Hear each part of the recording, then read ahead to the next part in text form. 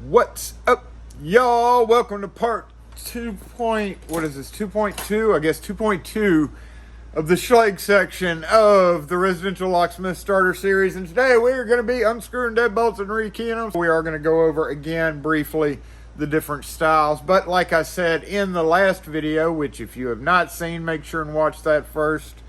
Because in that video, we learn how to identify different generations of Schlage Deadbolts. And from that video, we know now that this one with this Allen-headed screw is a pretty old fella.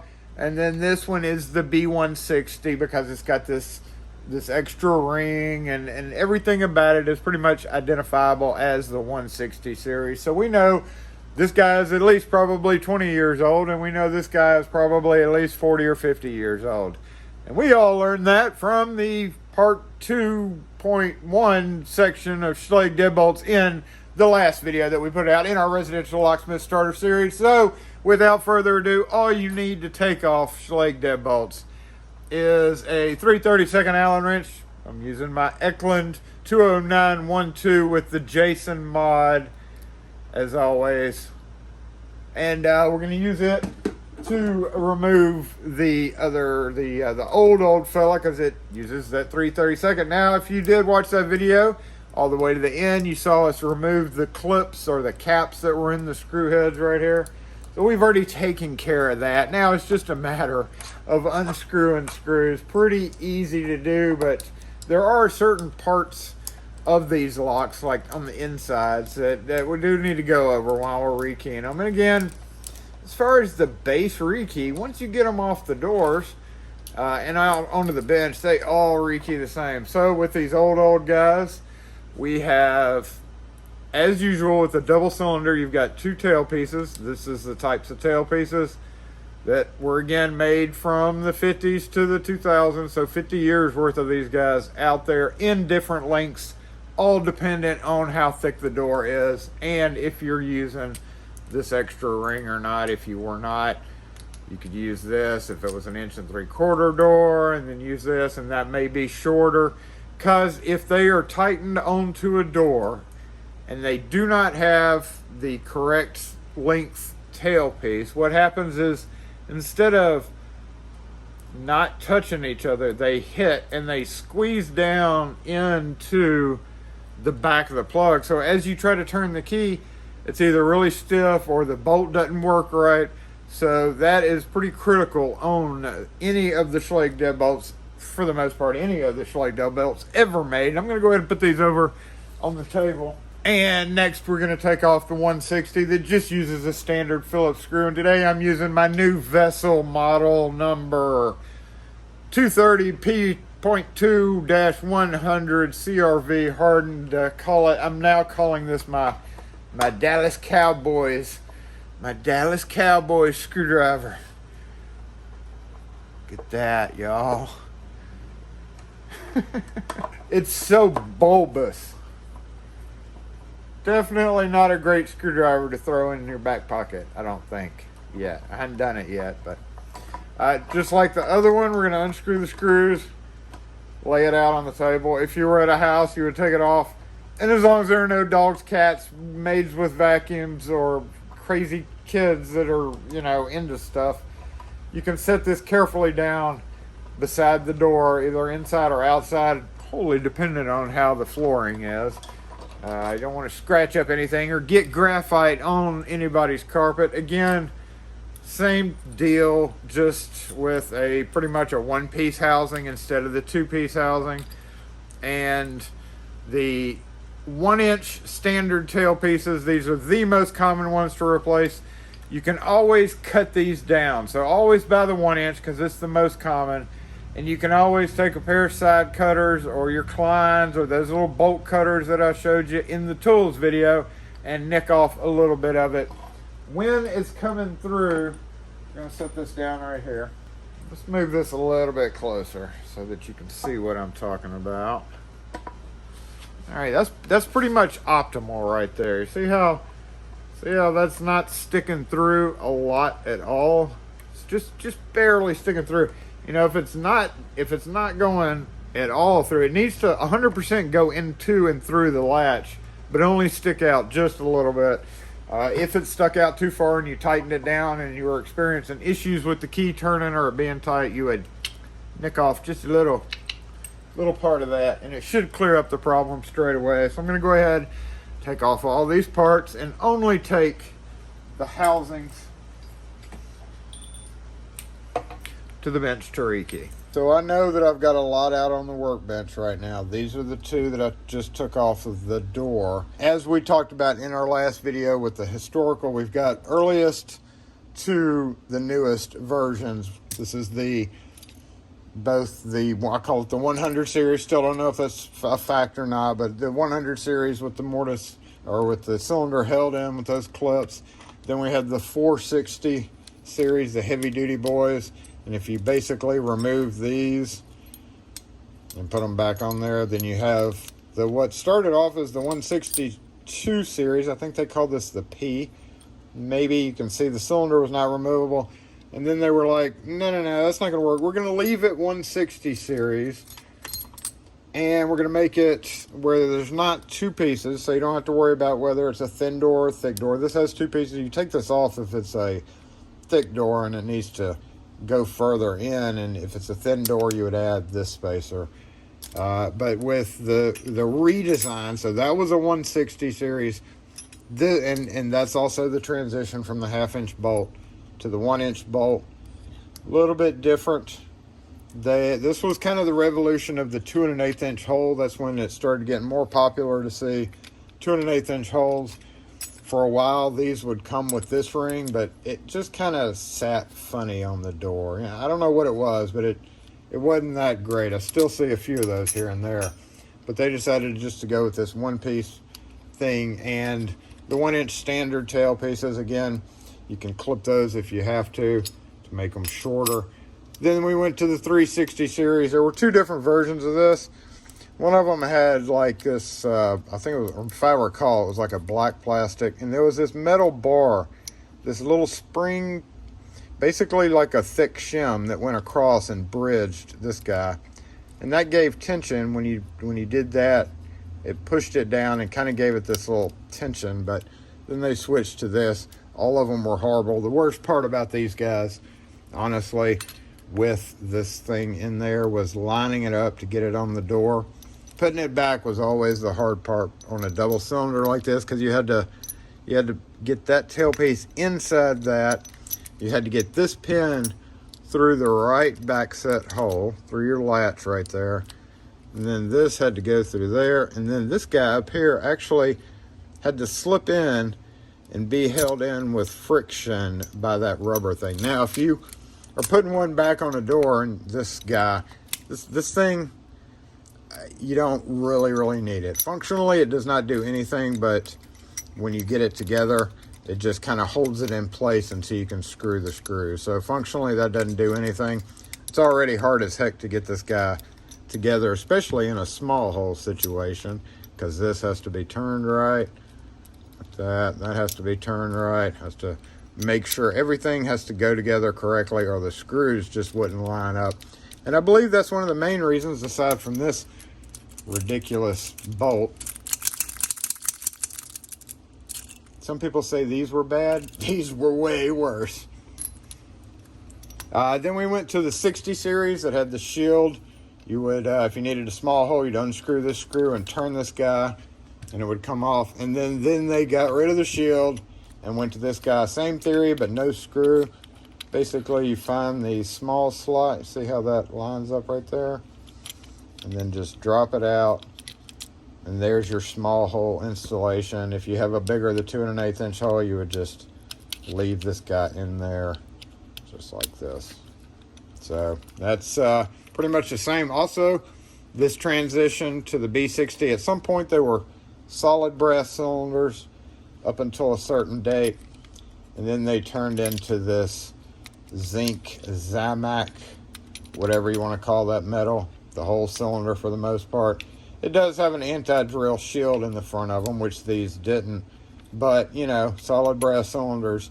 Now, as I mentioned, rekeying them are all exactly the same. You pretty much have to use tweezers up until you get to the B60 series, and then you can use either like the Wiser screw cap tool or one of these styles of screw cap removal. They do work perfectly fine on the B60 series, but up until then, this guy pretty much was in the way. This little plate that the tailpiece hooks into, and yeah, it pretty much blocks it. So now there's this guy, may work. I think I had somebody tell me that works for that. Yeah, this is a Lock Monkey double-ended tool, and it does indeed work for that Schlage, but it stays in the shop. It's not in the truck. So I've just over the years have gotten used to using my tweezers with the sharp point, setting it down, spreading my tweezers out.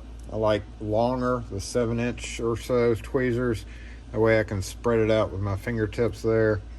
Push that pin down and just unscrew it with my fingertip. After a few years of that, your fingertips will not feel it anymore. Pull that pin out. Now, there are double-ended and single-ended. We see this one's double-ended. Around this era, they started coming double-ended. In the earlier versions, we'll see that they're single-ended, and of course, there's a spring in there. Another good part about this is you can shove it down in the hole and just like either pull the spring straight out or jar it enough to come out. Nowadays, and because I have plenty of them, depending on what brand I'm doing, if I'm using like M-Tex and stuff where I don't have many pins or springs, I'm a little bit more careful. But when I rekey, I usually leave that in there. We'll do it on these two. And I'll show you how I typically rekey, just to save a little time, because sometimes that spring only comes out when you don't want it to, right? Like when you want it to, it'll come out. I lost my train of thought there. I don't even know what I was talking about. Boom. Sometimes it's just harder to get the spring out. So see, there we're single-ended. So in this transition in the 160 era is where we transition to the single pin. So when you're putting that pin back in there, make sure you put the right side in. And then this guy. Now we don't have keys for this one, I don't think, so we need to shim it. I don't think we do. These fit this guy, did they? Yep. Oh, okay. Well, let's just pretend like we don't have those keys. I'm gonna treat myself to a new shim for this because these old cylinders were solid brass and they actually had fairly tight tolerances. So it is now new shim time. That was dramatic. Get our key blank, get our cylinder. Remember, our springs are in there. So when I'm holding this, I'm not going past this horizontal. I'm staying a little bit inclined so that spring decides to not jump out. And we're just gonna shim-shimaroo. Pull the key in and out. Well, we got to get our shim started here. Okay, there we go. Lubrication may be necessary. I believe these are pretty well lubricated, so no need to do that. There's 4, 3, 2, 1.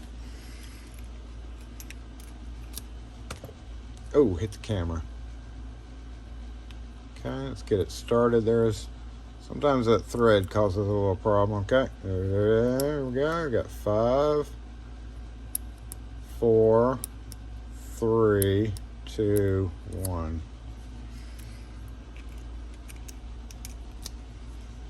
Springs are still in this guy too. I would highly recommend, if you don't have a good supply of backup springs, to just take the time to dump your springs out. It's the best idea, especially when you're learning. Okay, and the last guy. These are really well lubricated because I've already keyed them up for the video, and sometimes this is not so easy to do. Looks like we ran into a little problem right there. Did I capture the spring? I did. I'm going to spin this around. I'm the world's worst with shims, y'all. My opinion, shims are totally disposable. 3, 2, 1. I will trim it down to a nub and then just casually grab a new one. I don't care. We're going to key it from what it is. Of course, we don't know the key.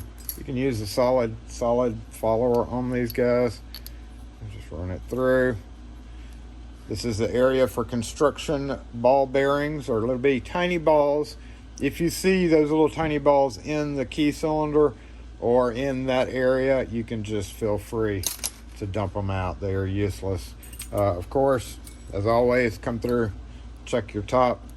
Make sure, especially on the older guys, to make sure we don't have any spring fatigue or, you know, just issues in the cylinder.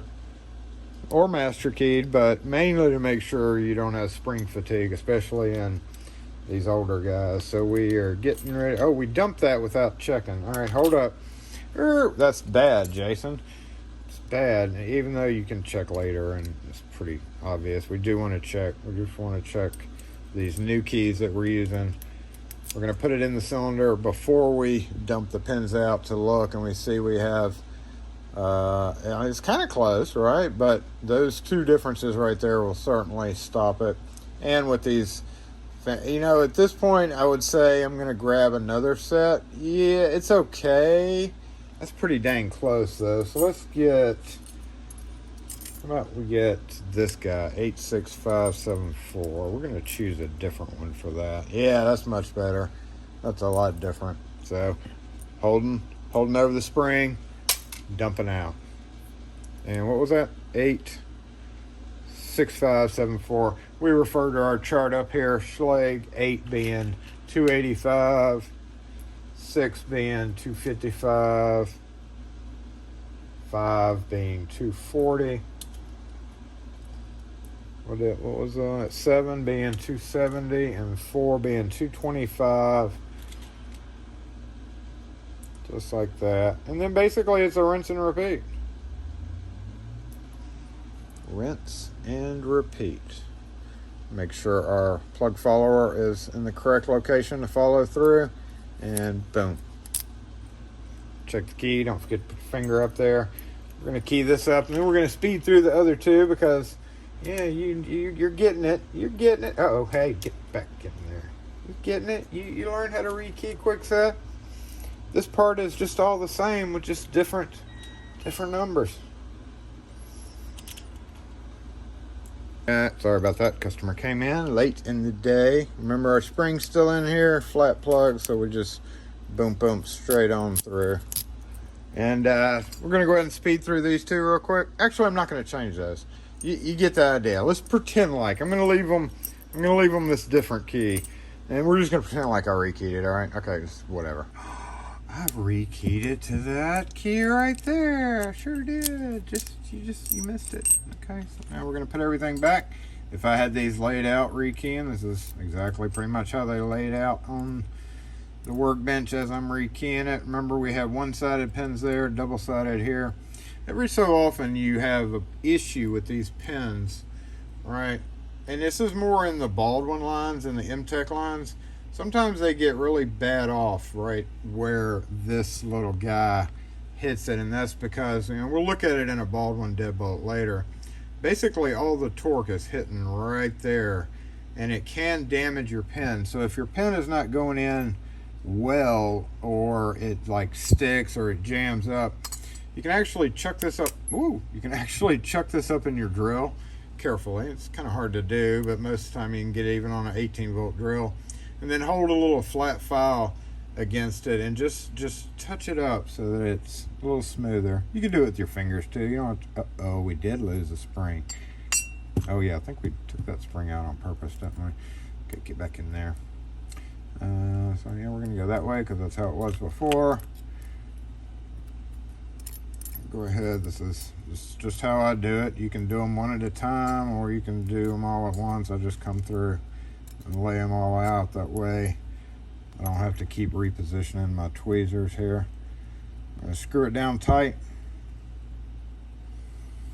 as tight as possible, and then we're going to back it off half, and then another one, and we're going to check that, because sometimes you only need to go back one, sometimes you need to go back two if your key is really hard to pull out. It's a little funky. Let's see, let's go back. Sometimes it's both, sometimes it's just the one. Especially when you're talking about defiance and such. I think we're going to go with that because that's much smoother. All right, let's get this guy down. And tight, and then back off half or one. Perfect.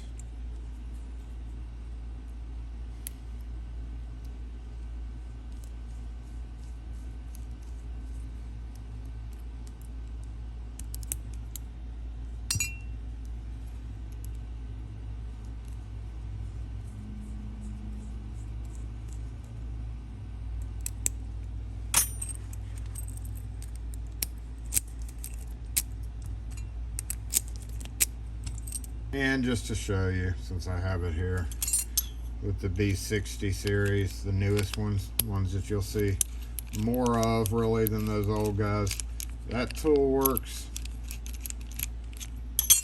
This type of tool works, as long as you get it in the hole, just like that. And when it comes off, it is a formed tailpiece, just like that. So basically what this all has done is taken the place kind of that. Still stops on the pin. See the quarter turn there, it turns a certain amount of rotation. And that's why when you start trying to switch cylinders around and stuff, and tailpiece rotation can be a little bit of a headache on some brands. Especially on the B60 since they went with vertical.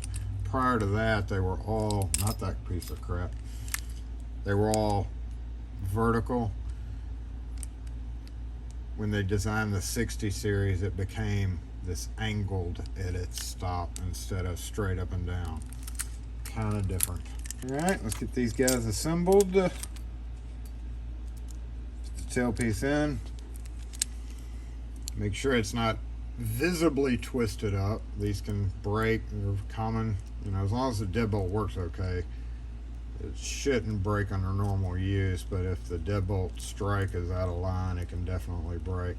So you want to be able to hold this guy up and not fall out, and you also want it to be able to turn smoothly and be straight or even floppy. It's floppy, but as long as it's not bound up like this.